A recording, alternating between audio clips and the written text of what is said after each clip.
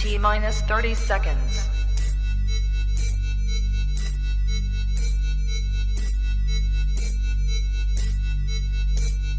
T minus 20 seconds.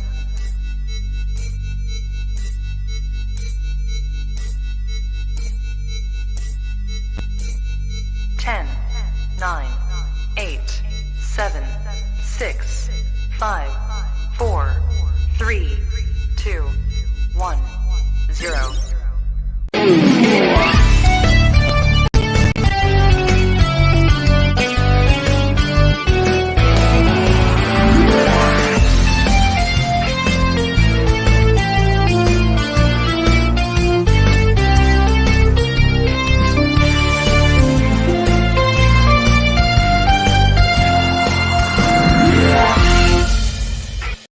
Well, a very good evening to each and every one of you joining me, Miss Belinda Scandal, this gorgeous lady Hayley Cartwright, and this, wherever you're meant to be, Argle Bargle, everybody. How are you all? All right. How are you? You having an eventful week? Yeah, very busy in rehearsal now as well. For what? New one-woman show called Sacrament about a lady who goes on a date with Jesus.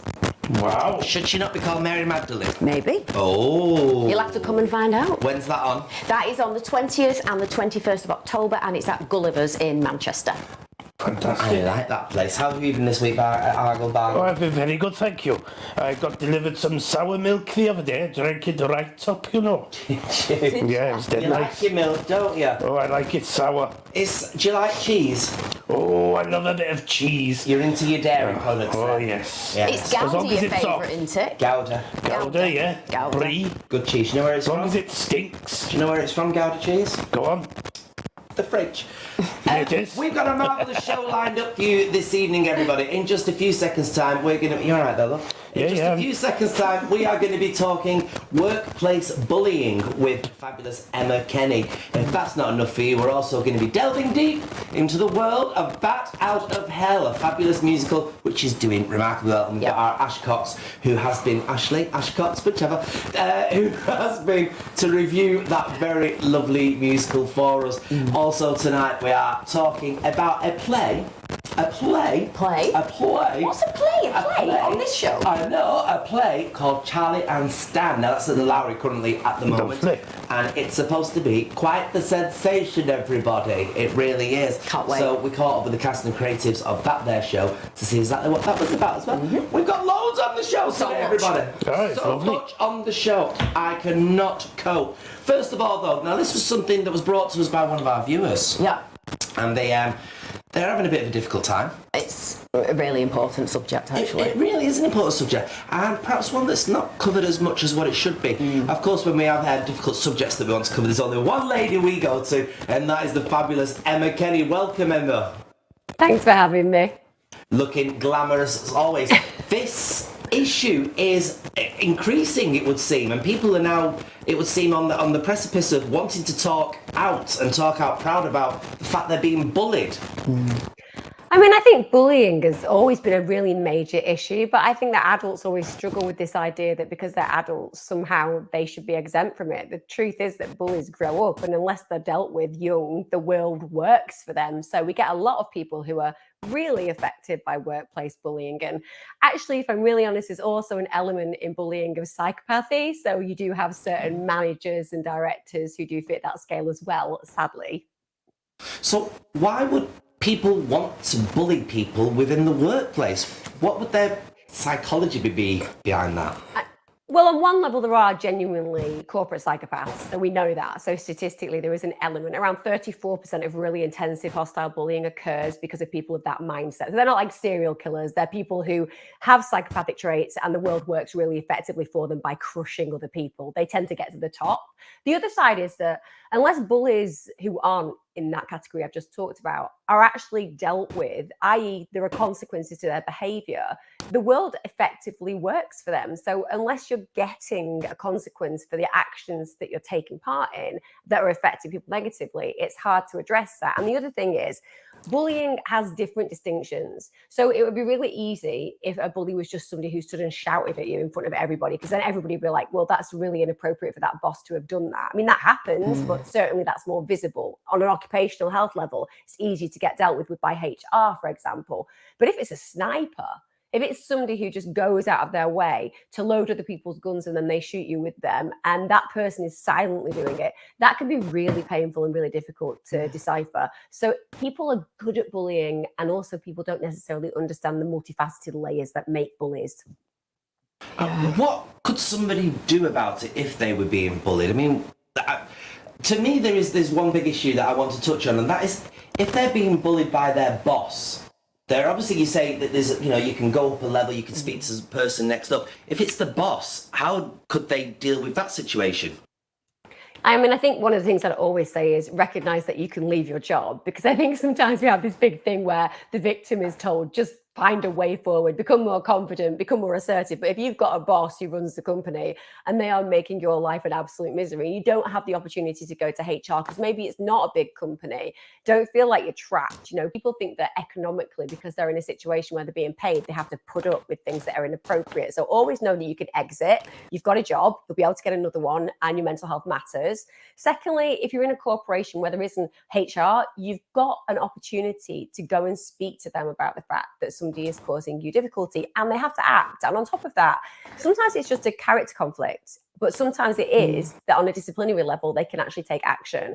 But like I said, the most important thing to recognize is there's an element of making yourself bully proof, which means working on your confidence and assertiveness. Also making sure that when somebody is doing something that is inappropriate, that you try to challenge them in a very non-conflictual way in front of people, so that they can actually see that you are saying, well, that's really inappropriate what you've just said to me, or I'm wondering why you feel the need to speak to me like this when there are other people around.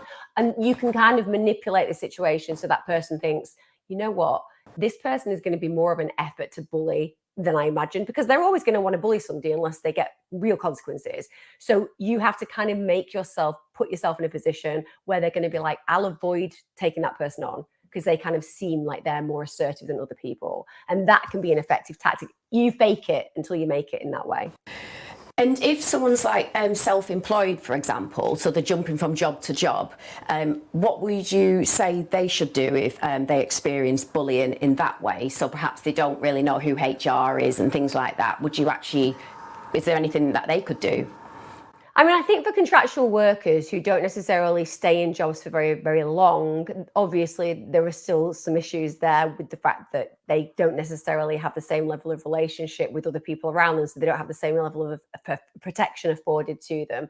But the systems are still in place. You still have a right to complain if you're in a company. I guess the big thing, though, for me is always like your personal happiness matters far more than your financial health, and you can find work elsewhere. And there always will be horrible people, but the reality is that you've got one mental health. And the point there is that it's essential that when you're really feeling that somebody's breaking you down, and we see it, we see systemic breakdowns, we see systematic attacks on human beings, because what happens is if you've got a predatory nature, then you will find the person that seems the most vulnerable. I can give you a room of 100 people, and the people who have that power about them, that predatory behavior, that bullying behavior, they'll just sniff out those individuals. They're not weak. Those people aren't weak. It's just they're more sensitive and they're therefore more easy to control.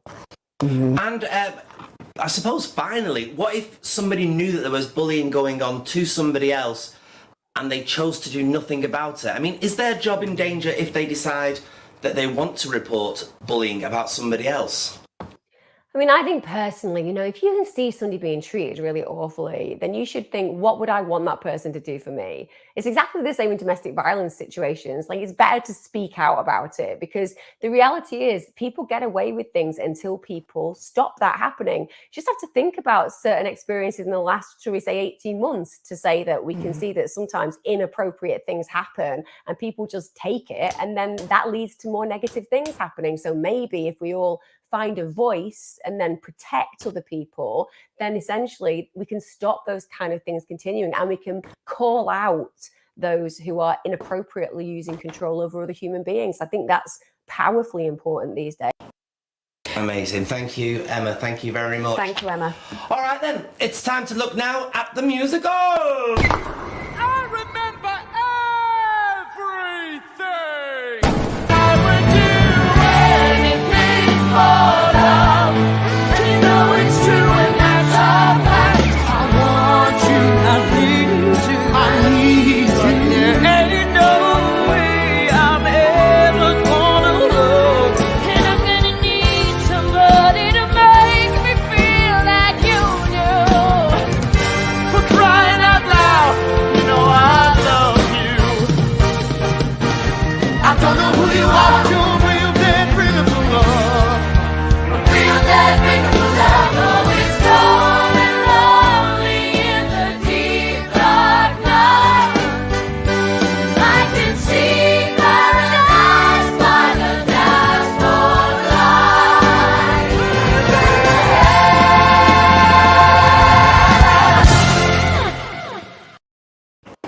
So there we are. Oh, that's an interesting show. Hello, love. Hi, Ash. How are you? You've been to the theatre this week.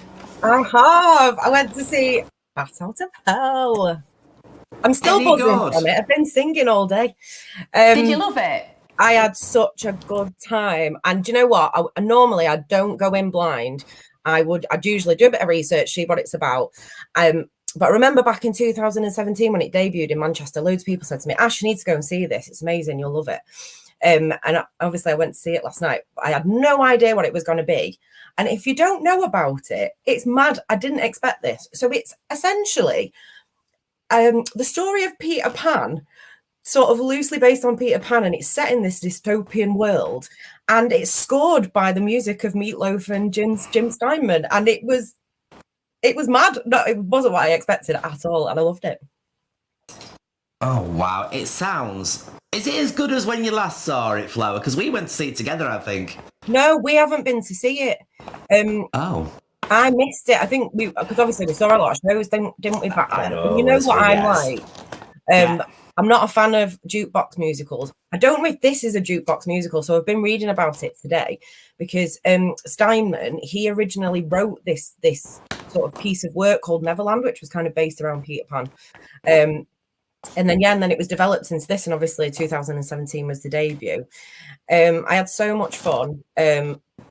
Sex, drugs, and rock and roll. Well, sex, red wine, and rock and roll. It was last night. And and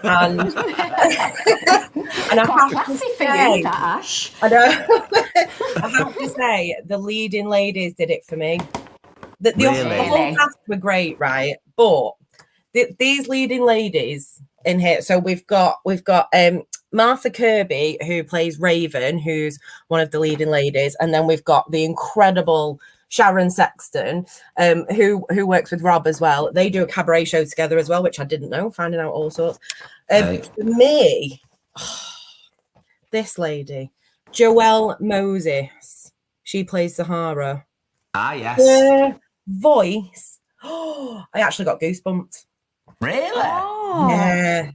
Oh, wow. honestly, voice and the set, the way that they've done the set. You know me, I love my contemporary theatre, and they've done this like multimedia and performance thing. There's like screens, there's a camera person on stage, sort of following the action. So you can view the piece, the show through a camera lens through this big screen. It's kind of like a music video, and obviously the music's incredible. The lighting design.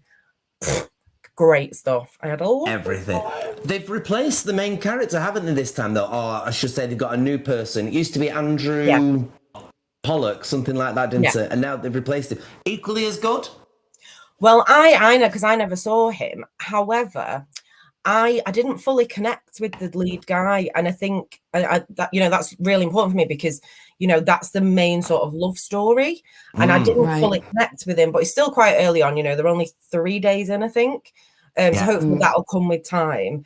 And the storyline was a bit loose in parts as well. And I felt like there could have been more done with some of the storyline. But you kind of forgive that because you've got like these rock ballads and the lights and the pyrotechnics and all that. And it gave us an absolute buzz. And even better as well, we had there was 25 Harley Davidsons doing a parade outside the theatre before. Oh my God! We saw, I don't know if we got the VT for that. I don't think I put it on, to be honest with you. But anyway, so maybe I have. Anyway, so out of 10, what would you rate it? Oh, right. If I'm classing it as a jukebox musical, which might be a bit controversial because I don't know if it is or not. Of all the jukebox musicals I've seen, that's the best one. So 10. If it's just out of jukebox musicals. If it's looking at other theatre experiences I've had with sort of gig theatre and stuff like that, I'd probably give it an 8 or a 9 because the big question is though, Ash, did you come out singing? Oh my God, I'm still singing now. I've been washing pots before. That's all that matters. You're going to be reviewing a few more for us over the next few weeks, but for now, thanks, Ash. Thanks. Thank you.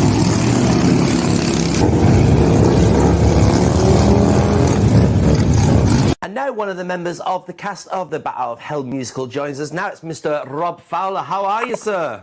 Very, very good. Very excited to be back in Manchester. Does it feel weird to be back? It does, especially after the last 18 months.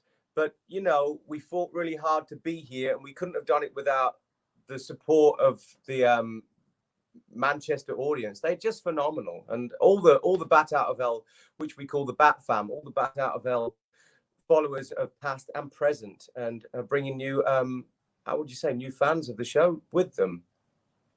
You play the villain in this, but it's one of them good villains because he's got a lot of heart and he's got a lot of passion and he's doing what he's doing for a reason. Perhaps talk to us about the character that you play. Well, Falco is basically just somebody who's trying to protect his loved ones after, which is kind of surreal because of what we've been through in the last 18 months in reality. It's kind of what Falco's been through in his world of Obsidian, where he's just trying to keep his family safe, away from out of harm's length, and just looking after his daughter. But that means that sometimes he has to put his foot down, or is a bit overprotective. Now, obviously, you developed the show right from the very start, and it was done here in Manchester. How has it changed over the last 2 years, shall we say? Well, it's definitely for the tour. The show has changed in a way that they've condensed it to be able to tour it, but it's become stronger, and it's made the story arc much more, I don't know, humble, or it's a bit more wholesome, and it's a smaller cast, but the sound which we all produce is equally as big as when we first opened, which is nearly half a decade ago. Jim, you know, he's a wordsmith. If you even take like lyrics like 2 out of 3 ain't bad, and then he can put it with a lyric, with a melody, and it's such a clever lyric. Or you took the words right out of my mouth, it must have been whilst you were kissing me. It's such a clever way of romancing somebody and making give people that image of his storytelling through song is brilliant. And I also get to sing one of his new songs, which he wrote for Bat Out of Hell, What Part of My Body Hurts the Most. And it's such a wonderful journey for this, especially for the redemption of this character Falco. It's such a wonderful joy to have been trusted with such a wonderful song to put out, and the audience seem to love his music even more so, I find, in the basically the scene of theatre. And perhaps after his passing as well, perhaps people are more, you know, aware of the wordsmithshipness behind him. I just made that word up there, but we will have that. We'll put that in the dictionary. Yeah, it's what he does and what the actual show is very, very clever. Why would you suggest that people come to this show, and why would you tell people that it's not a jukebox musical? I would say people should come to this show because it's like stepping in a time warp, and you remember that wasted youth. Not to pun on Jim's lyric, but he just makes you feel young at heart and young again. And I've had audience members come to this show and they say, my God, I'll go home and I'll want to eat something I used to eat as a teenager or as a young adult. It just makes you want to put on your old vinyls and just be young again. And then on the flip side, it makes all the teenagers that come to see the show basically feel some kind of escapism and a relief that they're not alone, because the daughter of this character, Falco, is 18. She's locked away in her room. She's not given the freedom or the trust or the respect or the independence that an 18-year-old wants to be able to have. And so I think there's something for everybody in the show. So I really do think that let your wild side out. It's the best 2 hours of escapism that theatre can offer. Flower. So we heard that hell is hot, hot, hot. So will it be more hot, hot, hot weather-wise, or will it be wet, wet, wet? Over to Paul.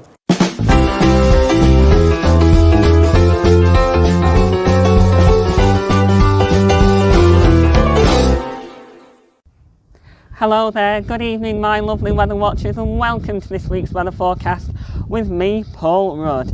And yes, we are in autumn. It's September. It's my favourite time of the year. It's a little bit windy today, but will the sun come out this weekend? I can say yes, it will. Here's this week's weather details. Check this out. Thursday is looking cloudy with the temperature of 19 degrees. Friday is looking cloudy as well, with the temperatures of 18 degrees. And as we get ready for the weekend right now, Saturday is looking sunny and cloudy with the temperatures of 18 degrees, and Sunday is looking sunny and cloudy with the temperatures of 18 degrees as well. So it's not looking that bad for Manchester this week. And now it's time to head over back to the studios for this week's fabulous episode of Your Manchester. Man, I love that man. I love him. He's just quite the sensation. And the weather's not going to be that bad, is it? 18, 19, It should be all right, that. Right. If you are feeling a bit low, fear not. We want to help you gather your mojo. So we have gathered this lovely lady. Her name is Jo Britton, and this is how to get your minute of mojo. Hello, it's Jo Britton, your personal performance coach with another minute of mojo.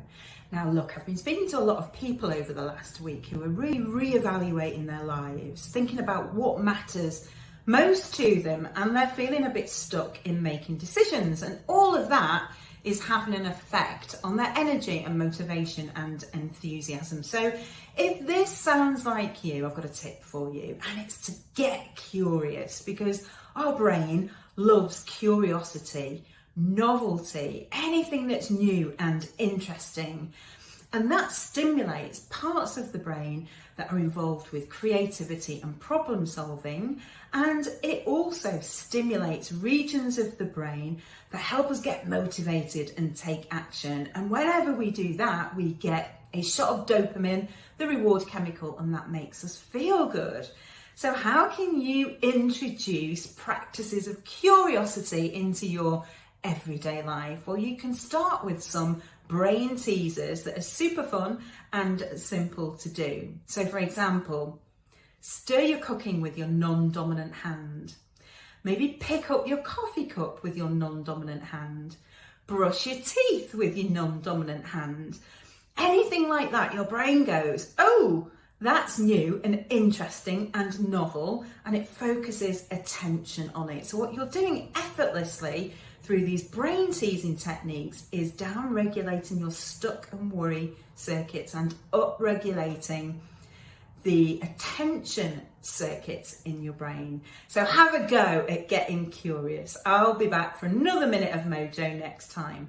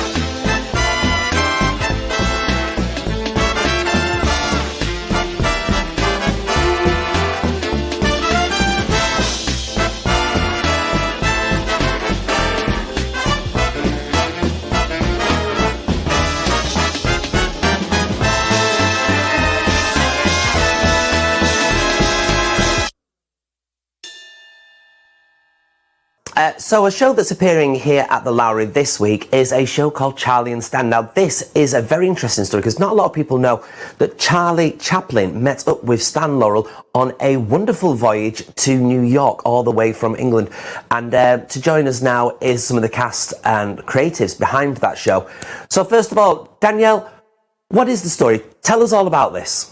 It's set in 1910, but that sort of acts as a springboard into the past, into the future, and like I say, into the imagination. So in terms of the storyline, it follows the Carno troupe, which Nick is playing Carno, who runs this theatre company. And not many people know that actually Stan Laurel, before he formed the iconic double act with Harley, actually was Charlie Chaplin's understudy. So we are following this sort of little snippet of history of this time that not many people know about. It's kind of a true fantasy the show. So we've taken events of them sharing the same bunk, and what would happen is, per se, if they were in a room rehearsing, all of these things that happen on the boat. And we're not just on this boat on the way to New York, we jump to different scenes, the golf course, where, because, you know, Oliver Hardy was quite big into his golf, so it makes sense to have a scene there with Ollie and Stan in this golf course. And we jump all over the place, and we go all the way back to Charlie's childhood, which is set in London. So although we're on this voyage to New York and we do finally make it there, there's so much rich material of a true fantasy in between. So Charlie Chaplin's a massive character and we know a lot about him, but what preparation, what research did you do to get in the mindset of Charlie Chaplin? It was a really exciting time to start that journey of getting into sort of the movement, the physicality, the mindset of Charlie, because the audition for Paul Hunter, Told by an Idiot, came at a time that, you know, we're just sort of coming back to normality and theatres are opening up again. So it really came as such an exciting time to be able to sit down and to just the joy of watching all the old silent movies and just to be able to have a laugh again. You know, it was just like, it wasn't hard homework to sit down and enjoy Charlie Chaplin and the slapstick and the escape into this world. And that's what we hope that we can do for the audiences as well, because we all need a laugh and we all need a bit of escapism at the moment. And I think that's kind of what the show does. And so, yeah, going back to your question, it was really just a joy to be able to just watch the material as a starting point and then get up on its feet. And in the audition, it was sort of an odd one because I was asked to just do a 2-minute kind of act or a bit of a sort of a set piece, a bit of a physical theatre piece. And it was just really fun to be able to get into that world and sort of see how Paul works. And the others have worked with Paul before, and you know, he's quite unique, I guess, in it's sort of quite anarchic and chaotic in this sort of very vibrant style. And so that was really fun as a starting point to sort of in that audition, and then using his pointers in there to then go in before rehearsals and see what I needed to sort of look at. And you know, a cane, a few props help. A hat and cane are sort of vital props to help get into character. Now, Nick, you're hiding away there in the background there, but I mean, you're an integral part of the show. You play so many characters. Perhaps tell us a little bit about them. There's several. Well, they're all incredibly hard work to play, and it takes extraordinary skill. The first one was Fred Carno. So this extraordinary impresario who started what was became known as the Carno Army. And he himself was an extraordinary comedian, I think, in his time, and is supposedly the inventor of the custard pie, the face gag. So he was an extraordinary sort of gag smith, if you like. But I think one of the most extraordinary things, he could recognise it. He could recognise the talent. He was quite a hard taskmaster. So bringing these amazing talents together and teaching them what he knew and seeing how their own expertise in their fields, I think, you know, that's really his biggest claim to fame. After you know, he really was a kind of vaudevillian that sort of went out of favour when talkies came in. So in his second part of his life was not much fun really. But it's great to play on the stage, you know, with these two sort of coming at me. You know, Oliver Hardy, what a character to portray, you know, and it's sort of required. I think when you know Stan Laurel is going to be in the piece, you know, with Charlie and Stan being the title, Ollie has to pop his head round the corner, and that's literally what we do with a sort of sketch that could be out of one of their films. It's sort of based on truth in a way, because I think that there's one film where they did actually play golf in a film together, but they sort of met a different way. But, you know, again, we're playing on the fantasy of could it have been, you know, could they have met then, and how does this pan out, you know, in the story? Now, obviously, one lady sat there all the way in the corner. You are an integral part of this. You play all the music in this. But do you have a favourite part in this show? Well, I don't want to give too much away, but I get involved with the audience in a very direct way. And I love that, because you really never know what's going to happen. And then everyone realises that it's truly live. Because sometimes they can think they hear the music, think it's very rehearsed. They don't maybe imagine that I'm improvising a lot. They think that everyone's doing the same thing every day. They're not. But as soon as you communicate directly, everyone has to realise and remember we're all live now, and none of us really know what's going to happen. Thank you very much. Make sure you check out this wonderful show. It's at the Lowry all week. This is the wonderful Stan and Charlie, Charlie and Stan. Brilliant show. Make sure you check it out. There we go then, everybody. A wonderful show to fully check out there on the old Lowry, everybody. In the meantime, we are talking more and more theatre. This time, a beautiful, beautiful production called I Remain. And we are joined here today by two of the lovely... Let me do this properly. You ready? Two of the lovely cast of it. Here we are with Adam and Callum, everybody. How are you both doing? Wonderfully, thank you. well. Thank you for having us. Well, thank you for coming. Now, tell us all about this show. Well, shall I say this, Callum? You can. I Remain is a one-act play, an original play by Parisa, Zam and Paul. It's 3 people in it, Callum, myself, and a wonderful lady, Julia. It's all about World War I soldier, Harry Hayes, a real-life individual who fought in World War I, a father of 6, and he wrote letters home to his children. And is that who you're playing? That's my character, yes. I'll be playing Harry, real-life man. A lot of pressure there, getting that right. And who are you playing? And I am Will. So he's the great-great-grandson of Harry. You're saying he's old? You see that? Great. Callum could literally be my son. I'm old enough to be Callum's father. Really? I wouldn't have said that. Yeah. Oh, God bless. Not to your face, anyway. Yeah. So what happens? How does this story develop then? So Will, he's sort of a troubled teen, so he's having trouble at home.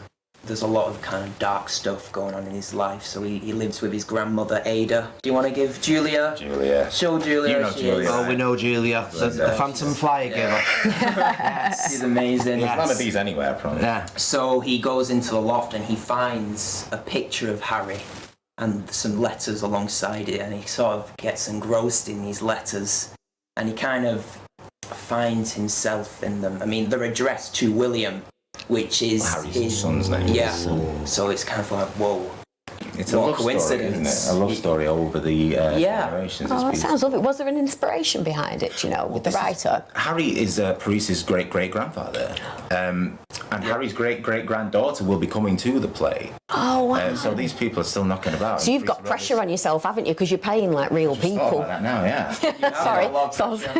Yes, there's a lot to get right, and it's doing this so it's such a beautiful play as well, so well written. One act play, it's short, funny, moving as all hell. Does it fit in a specific genre?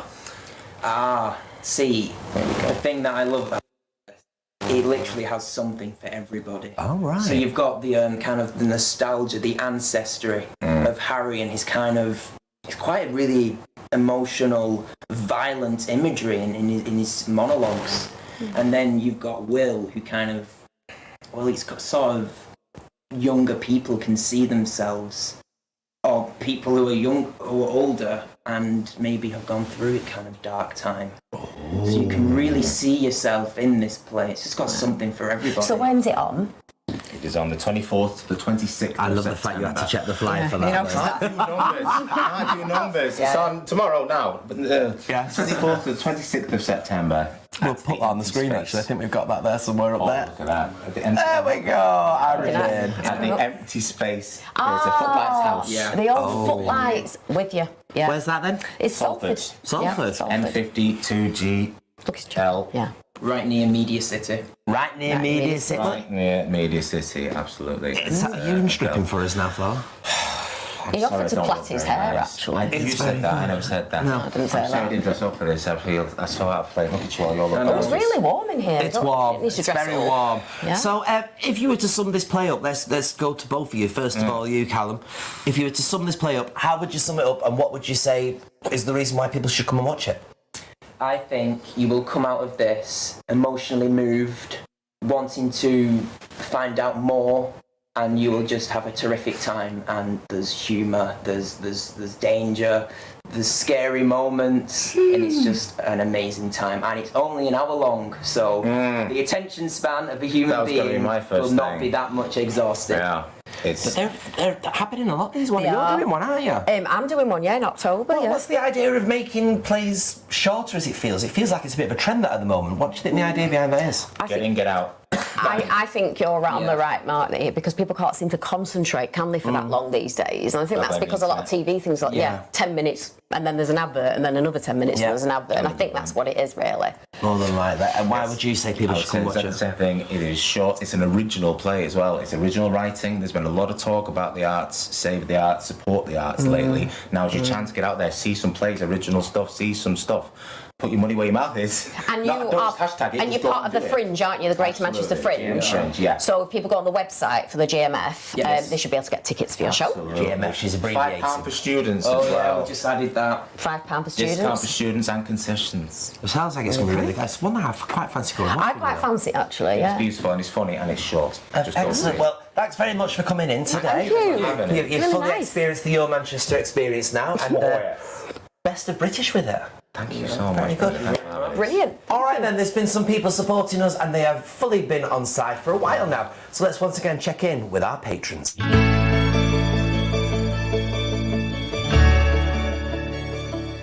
Hello there, me and Dolly Parton just sat off, Hello there, just out walking my dogs. and I just want to say how thrilled I am because there's a show called Your Manchester, and it's hosted by the wonderful Belinda and Michelle, and I've been involved with it a few times over the years, and it talks all things Manchester, current affairs. It is a brilliant show. It's all about the wonderful, the genuine, the beautiful, the talented people of Greater Manchester. And a show that has become very much part of the fabric of Manchester, made for you. It's dealt with some really important issues over the years. From thought-provoking to heartbreaking, from bizarre to hilarious. I've had the pleasure and the privilege to be invited as a guest many times, and I love and support Manchester's #1 online magazine show. And it talks all things Manchester, current affairs. It's brilliant. I've been involved in it over the years a few times, and I love it. I love being on the show. And I'm very pleased to announce that I have been asked to become a patron for Your Manchester. And they've asked me to be a patron, and I am absolutely thrilled and delighted. I'm really excited and honoured to announce that I've been asked to be a patron of Your Manchester. And obviously, as I suffer from FOMO, without any hesitation, I accepted.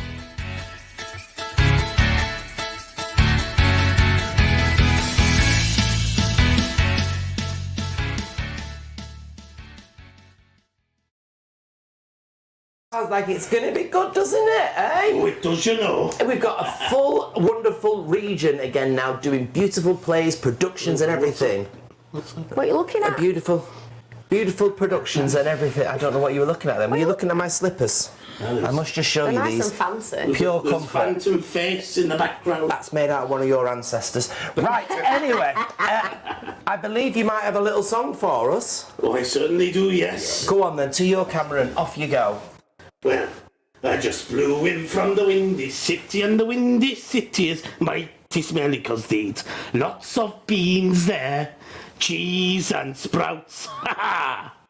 You're outrageous. Thank you. I don't even know what to say when you come up. Thank you. That's Chanel ruined. Okay, everybody, we've got another fantastic show. You know he's been lined in up. the bin and you've just kissed him. I know, but I don't mind. I'm used to kissing rubbish. We've got a fantastic show lined up for you next week, everybody, on this fantastic channel. Thank you very much, Argyle. Are you back next week with us? Oh, I am. I'm looking forward to it.